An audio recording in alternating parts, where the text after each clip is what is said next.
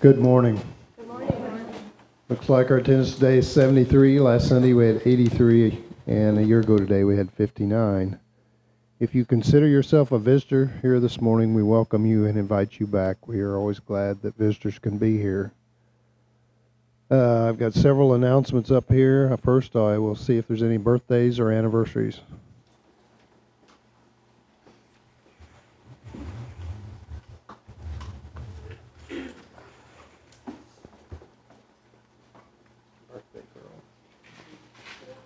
Yeah, a little bit. Okay, got one over here. You have a birthday? Yeah. Anniversary. Wow, thank you. Anyone else?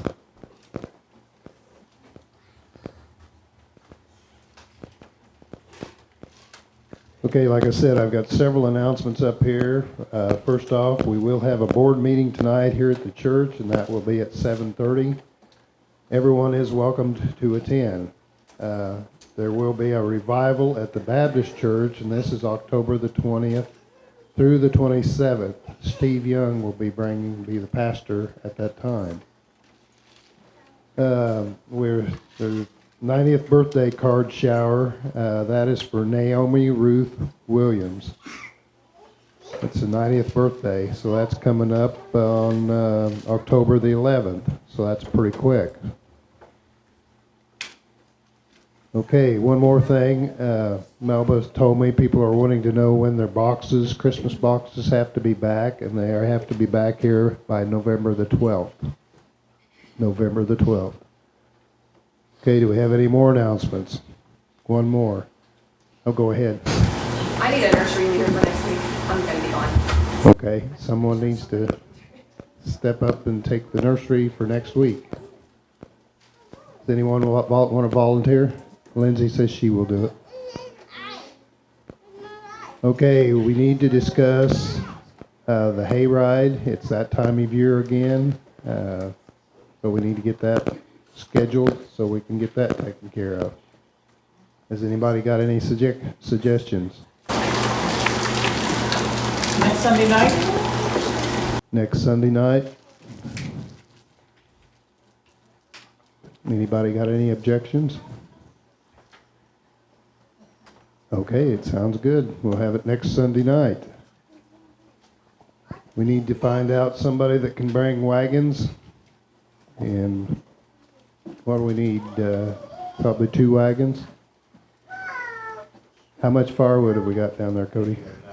Think there's enough? Is there enough small stuff to get it started? Okay. All right, does anybody want to volunteer to pull a wagon? You can pull one, Rodney? All right. I think I will talk to Robert. Maybe he usually pulls one. I'll see if he can pull one. If not, I will try to find someone else. Unless someone else wants to do it. Anything else? What about the food? I'll get the church gets the hot dogs and the drink. Okay, so you will take care of that? The hot dogs and drinks, yeah. Okay, so just bring anything you want to bring to go along with the hot dogs, marshmallows, wiener roast. You get the marshmallows? Okay, but bring anything that goes along with the hayride. Is there anything else? Carolyn? We usually have a youth group come to that meeting. Will that night work for Ryan for your youth group? Well, I think so.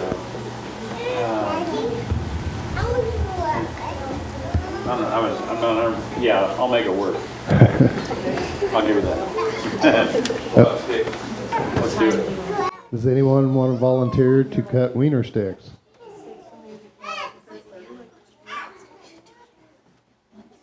No volunteers? I guess I can probably find some wiener sticks. Noah said he would? All right, well, he can help.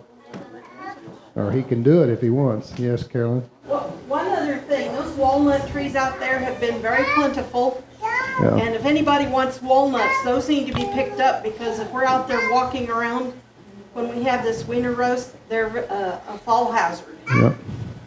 I thought of that this morning. If anybody enjoys walnuts, anyone wants walnuts, go out there and pick up all you want, because there is a bunch of them out there. They have been done very well this year. Okay, is there anything else? Larry, I think we usually like try to pull the wagons out like at 6:30, so, and then like when we usually do it. I don't know, probably Is that when it was? I don't know. 6:37. Yeah. Let's say meet here by 6:30 and try to make sure the wagons are gone by 7. Oh, no, that's late. That's late. Yeah, especially on Sunday night. What? Here by 6, the wagons, Meet here at 6? Okay, leave by 6:30? yeah. All right, 6 o'clock. Be here at 6 o'clock next Sunday evening for the Wiener Roast. Hayride will leave at 6:30. And everything hopefully will go well. Is there anything else this morning? Yes, Susan. We're going to have a shower for Audra and Quaid, a bridal shower, wedding shower on November 5th for Audra and Quaid. And then November 19th, we're having Morgan and Joey Hepler baby shower on November 19th. Both of those will be, I guess, 2 o'clock here at the church. Okay, and Morgan is also having one October the 28th at the Crossings in Kirksville. Okay. What date was yours, Susan, for her? November 19th for November 19th. All right. November 5th for Audra and Quaid.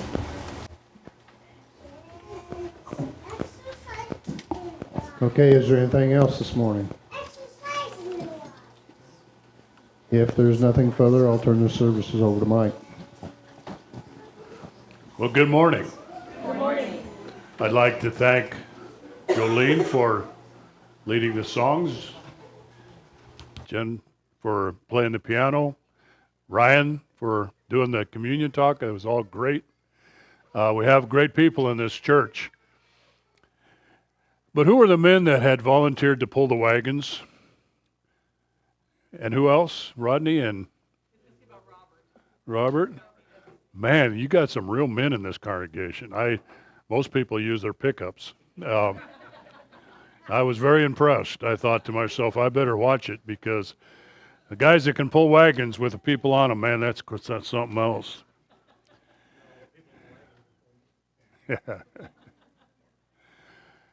You know, I had a real blessing here recently where I was able to get to go to Canada with my son Nathan and my 2 grandsons, Owen and Elliot. And one of the things that was amazing was to watch the eagles up there. And the eagles are an amazing, amazing creature, as they are a bird that I had never seen an eagle until about 30 years ago. In Council Bluffs, we had lots of sparrows, but I'd never seen an eagle until I went to Canada that year and watched them. And they're an amazing, amazing bird. They were fighting over fish that were floating and so on and so forth. I want to read a passage of scripture that's found in Deuteronomy chapter 32 and beginning in verse number 11. Deuteronomy 32:11. And this is talking about how God protected the nation of Israel and how he loved Israel. And of course, those of you here who have been watching the news know there's some things going on in Israel right now that we need to pay attention to. But he says this, like an eagle that stirs up its nest and hovers over its young, that spreads its wing to catch them and carries them on its pinions, the Lord alone led him, no foreign god was with him. God's talking about how he took care of Israel and how that he likens Israel to a person. And, you know, an eagle is one of the most impressive of all of God's creation. It's an amazing bird, and its wingspan of a mature eagle can be up to 8 feet across. That's a big eagle, and that's a long wingspan. They're amazing birds.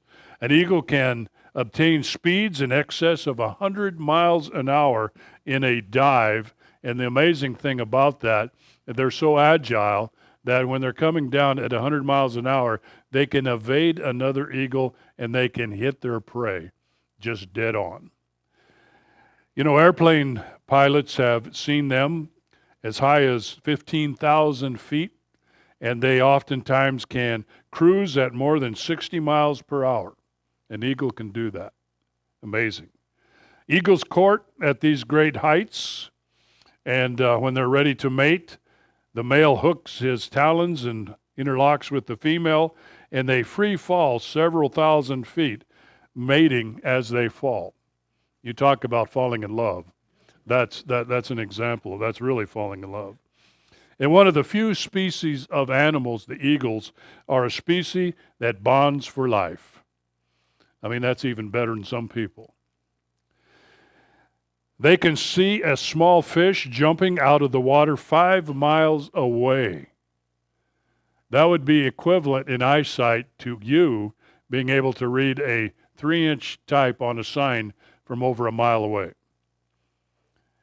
Their eyesight is amazing. In their impressive strength, an eagle can break a man's forearm by merely grasping it in its talons. An eagle can actually land on a man's arm and squeeze it and break your arm. That's how powerful they are. Everything about an eagle cries out for freedom and cries out for majesty. One of the things that always saddened me when you go to a zoo is to see this majestic bird in a cage watching the tourists. That's not what they were made for. The Greek word for eagle is astos, which means to blow with the wind or become one with the wind. And Moses used the eagle to illustrate God's providence and care for Israel. In Exodus 19 and verse 4, he says this, "You yourselves have seen what I did to Egypt, and how I carried you on eagle's wings and brought you to myself." I'd like to take a look at a couple of things today, and the first thing I want to look at is the fact that eagles learn to fly through struggle. And you and I are going to face struggles in our own life. Like an eagle that stirs up its nest and hovers over its young, that spreads its wings to catch them and carry them on its pinions. What happens is there comes a time when baby eagles, it's time to leave the nest. Mama eagle, she will stir up the nest, and she will take all the stuff out of the nest that made it comfortable. She will take the rabbit's fur, she'll take the leaves, and everything that's soft, she'll take it out of that nest so the baby eagle has nothing but sticks and stuff to poke him and make him uncomfortable. And he wishes things were like they used to be, but it's time to move out of the basement. It's time to leave the nest. It's time to learn how to fly, and so Mama Eagle makes things uncomfortable for him. Takes out the lamb's wool, takes out all these things, and makes the babies restless so that they want to get out. Otherwise, they'd stay for a lifetime. And I think sometimes God stirs up our nest too, don't you? I think there's times when changes take place in our lives and in our families. And I often wonder, is this to make us restless? Because otherwise, if we went through life just everything being easy and fun and nothing ever changing, would we actually realize our potential in life or in the church or in our spiritual growth? We would not. And I do really think that there's times when if you feel restless, you might ask yourself, why is God asking me, why am I out of my comfort zone? And maybe I'm going to learn something that's different. I don't like it.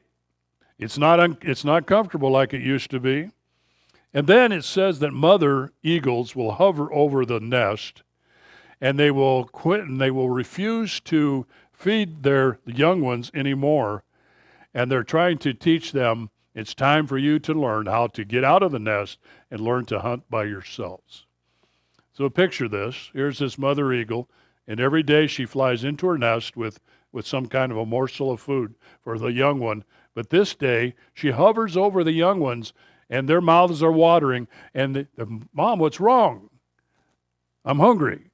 and she doesn't give them anything to eat.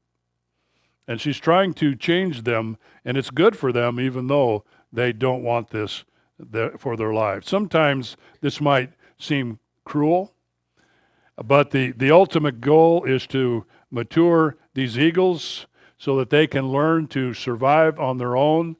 And I think that's kind of a good example for us, even in families, that it's good for our young ones to have a little hardship, to realize that they can't live with mom and dad forever.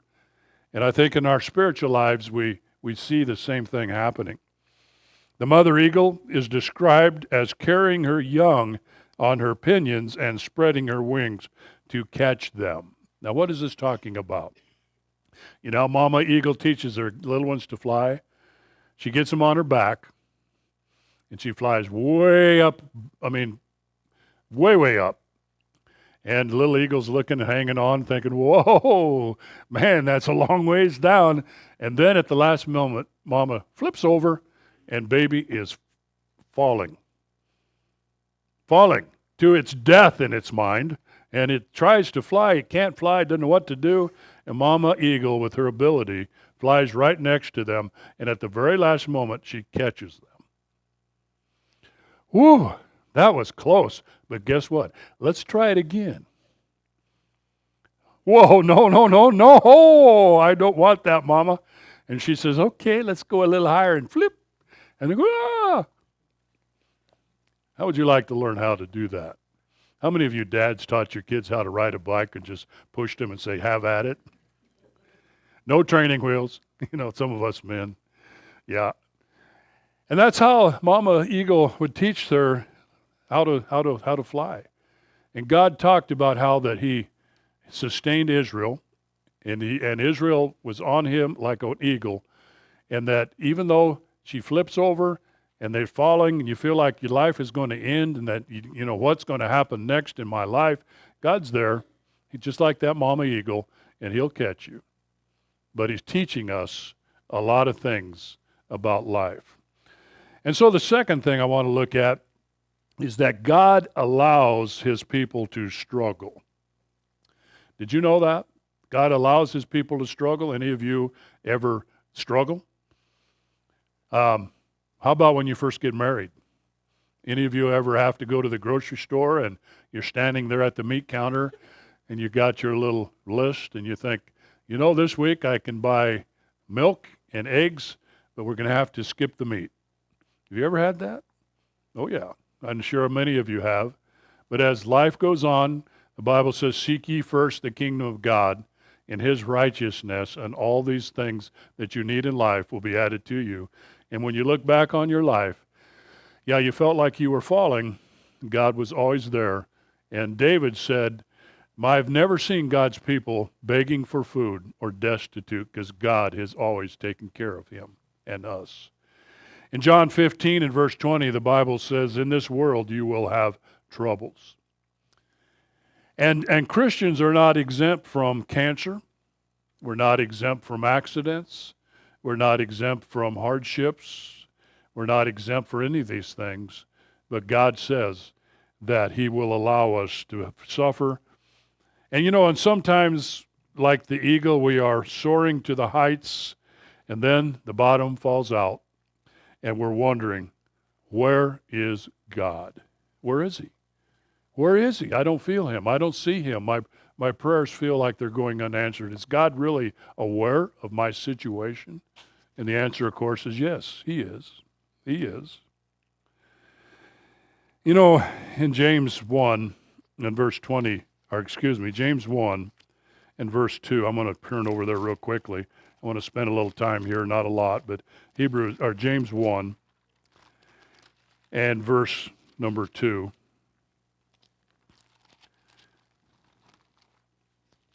Says this, consider it pure joy, my brothers, whenever you face trials of many kinds, because you know that the testing of your faith develops perseverance. You don't learn how to persevere if you haven't had your faith tested.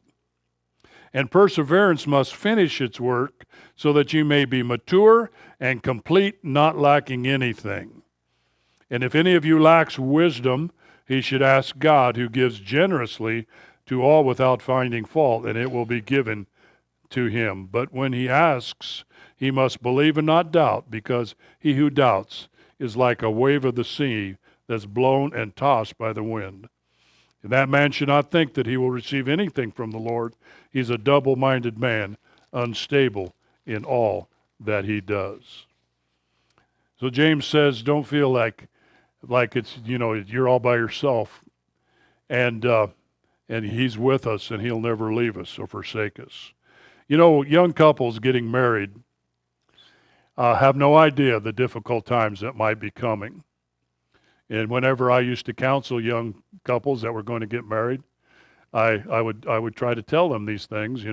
Right now you're in love. Pretty soon, the romance is going to be life in general, and you're going to have to deal with that. One old minister, whenever he counseled with young people, he would say something like this. I've been married, he would say, for 50 years.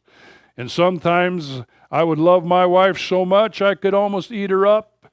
And the next day I wished I'd had. And marriage can be like that. And life can be that way. Number 3, our reaction to struggle is interesting. Because we all go through struggles, but we don't always react the same way, do we? Suffering is inevitable. It happens to every person, but misery is optional. Did you get that? Suffering is inevitable, but misery is optional.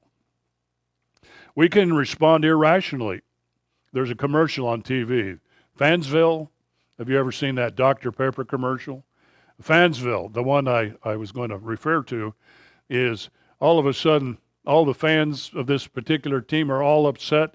One guy goes out and he burns all of his paraphernalia and his jerseys and everything, and another person does like this and knocks all the drinks and popcorn off on the floor and say, they're just having a fit. And of course, this one character is the sheriff in Fansville. He says, come on, guys, it's only the first play of the game. And sometimes we're irrational with our reactions to things in life. We can respond that way. There was a bunch of Boy Scouts that were out camping, and some of them from the city. And the mosquitoes were terrible. I mean, they were so terrible that the Boy Scouts, they got in their tents, and they got in their sleeping bags and put their head under the sleeping bag, and it was awful. It was miserable.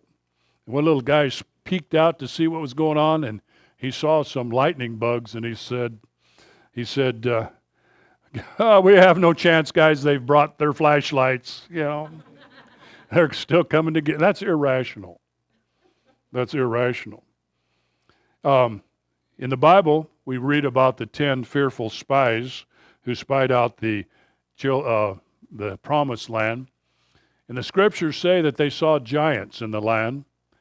And they said, we look like grasshoppers in their eyes. And I'm sure that they were big giants. But that was a little bit irrational because they forgot about who? They forgot about God. And Joshua and Caleb saw God and realized that God was bigger than the giants. And Elijah, after the prophets of Baal, and after that encounter that he had, and he was victorious, remember, and Jezebel said, I'm going to get you, man. I'm after you. And he ran for his life, and he wanted to end his life. And God found him.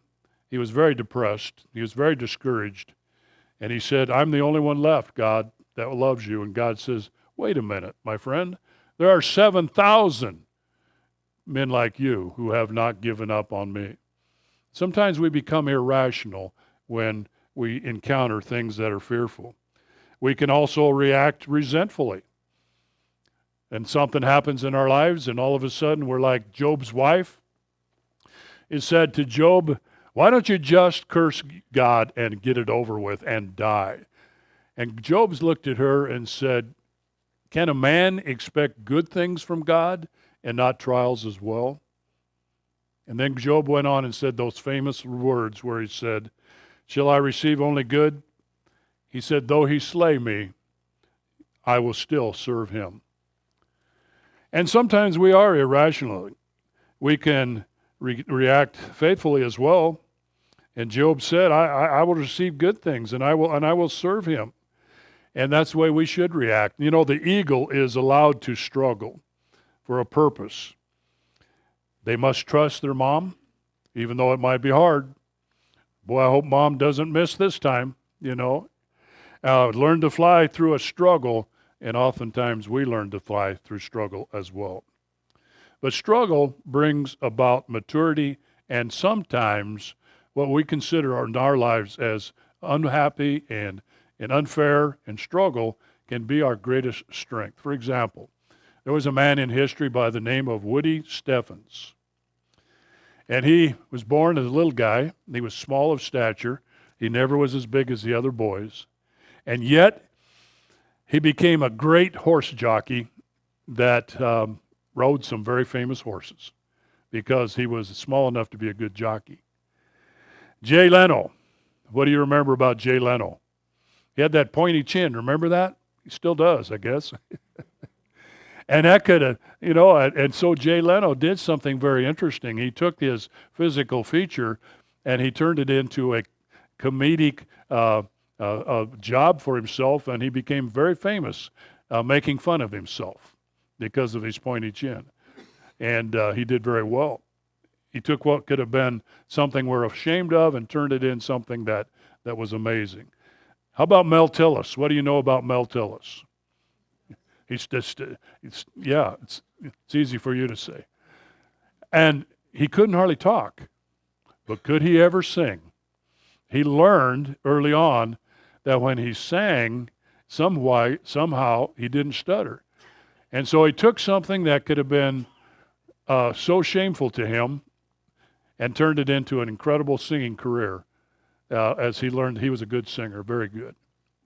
And I read somewhere that high heel shoes were invented by a woman who was short and she was tired of getting kissed on the forehead. I don't know if that's true. It makes sense. And here's the one I really like. Blind Fanny Crosby, who was blind and she was blind and she was an incredible songwriter. In fact, she wrote songs like, so many, but some I jotted down were Blessed Assurance. You all know that is Jesus is calling, is tenderly calling today. She also wrote, I am thine, O Lord, and many others. And when she, later in her life, she was told that medical advances have been made to the place to where if you would like, you could possibly see. Maybe your eyes could be operated on now, that they didn't have this ability when you were young. You know what her answer was? She said, no. She said, no. She said, I feel so blessed that the first thing I will ever see is the face of my Savior, Jesus Christ. That's a true statement. The great Apostle Paul, he found himself behind bars. Can you imagine that type A personality and how here he was behind bars and he couldn't visit people and he couldn't go on his journeys. What did he do? Did he just shrink and die? No. He sat there and he wrote letters to the churches that we have in our New Testament. Many epistles were the writings of Paul because he couldn't do anything else.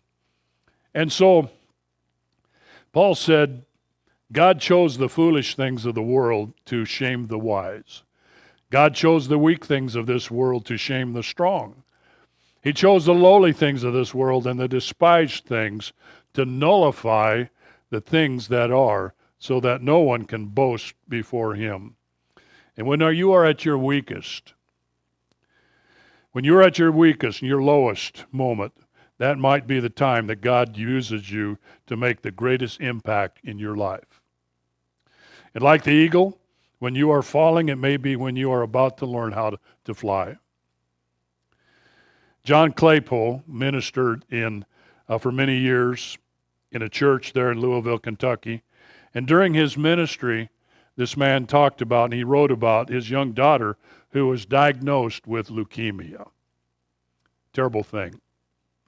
And for a period, she went into remission, and this little girl seemed perfectly normal. Her family was in hopes that the diagnosis had been incorrect and that she had possibly experienced the miracle of divine healing for which John and so many had been praying for her.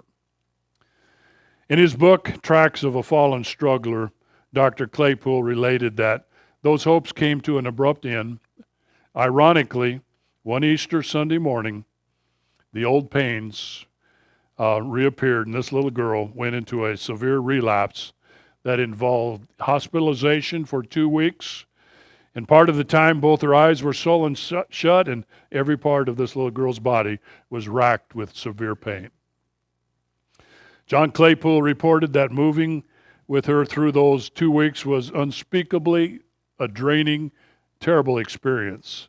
He found himself stretched in every way, physically exhausted, emotionally dissipated, and spiritually challenged as never before, he said, in his entire life.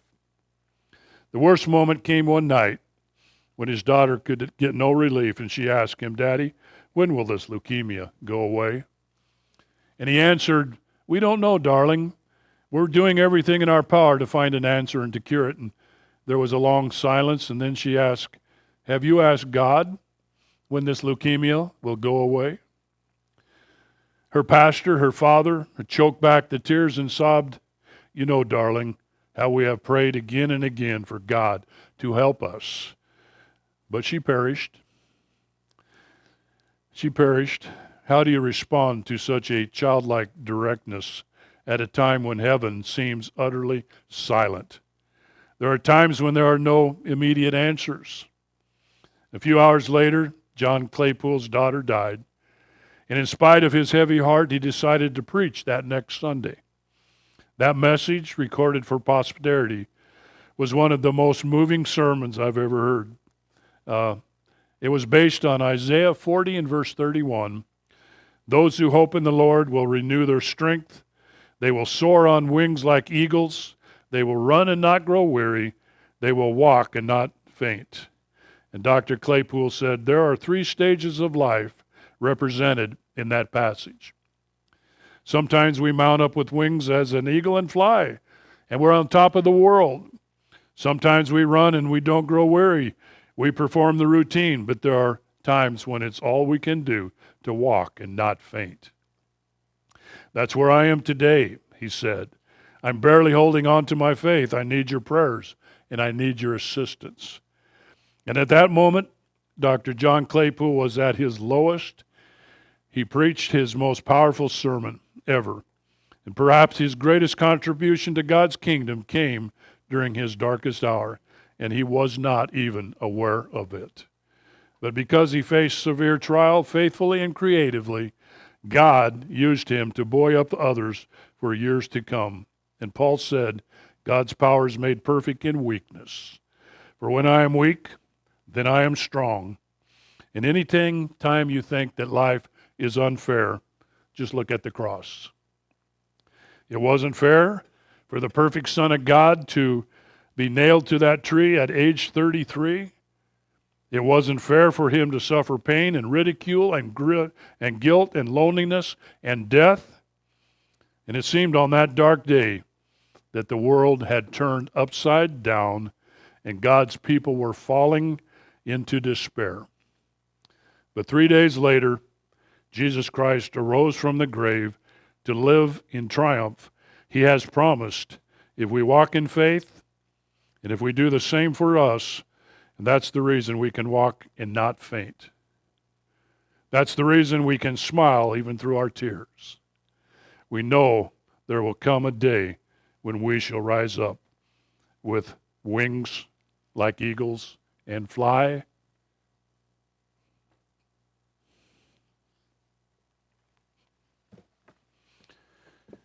We're going to sing page 297. 297 will be our song. And I would say to anyone here today who has not accepted Christ that the invitation is right now. You come. Let's stand together as we sing 297.